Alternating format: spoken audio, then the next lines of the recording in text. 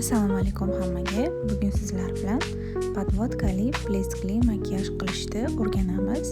Birinchi bo'lib yuzimizga yaxshilab namlantiradigan bazalarimizni surib olamiz.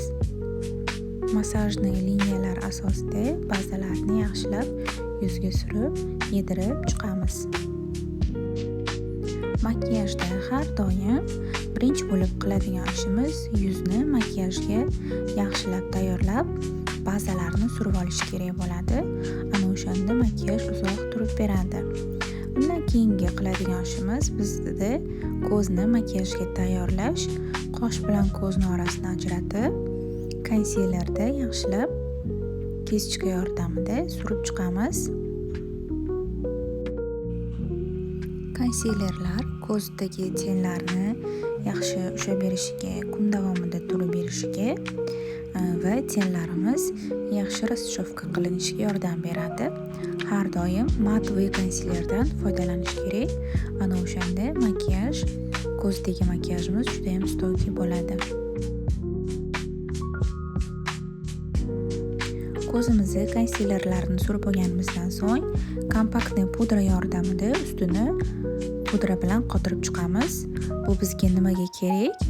Chunki konsilerdan keyin pudra qilsak, tenlarimiz yana ham stoykisi oshadi. Kun davomida yaxshi turib berishga yordam beradi.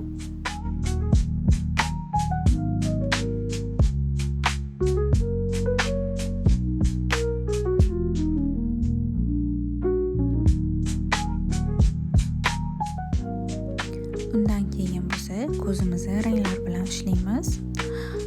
Och razavati va persikovoy ranglarda birinchi, ikkinchi ranglarni berib, yaxshilab ko'zimizni polniy qovog'imiz bo'ylab расчёска qilib chiqamiz. Ko'rgan bo'lsanglar, meni kesdim. расчёска kesichkasi katta pushistli kesichka hisoblanadi.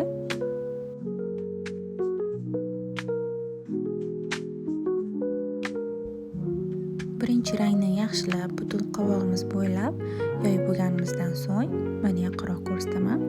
Ikkinchi rangga o'tamiz. Ikkinchi rangni yarim qovog'imiz bo'ylab aylana shaklida yoyib chiqamiz. Ko'rib turganingizdek, podvodka va kiprik blesklarni yopishtirib oldim. Undan keyin bo'lsa konsilerlar, ko'zni, yuzni och zona va to'q zonalarini ajratib olish uchun ko'zdan boshlab konsiler surib olamiz. Agarda to'liqroq ma'lumotga ega bo'lmoqchi bo'lsanglar, shu sohani o'rganmoqchi bo'lsanglar, meni kurslarimda kelib bemalol o'qib ketsanglar bo'ladi. Qanaqa podvodka tuzishlarni, blesklarni qanaqa yopishtirish kerak, bularni hammasini sir asrorlarini o'rgataman. Konsilerni yaxshilab surib bo'lganimizdan so'ng yuzni pudrada qotirib olamiz va yuzimizga konturing texnikasini yordamida yuzga shakl beramiz.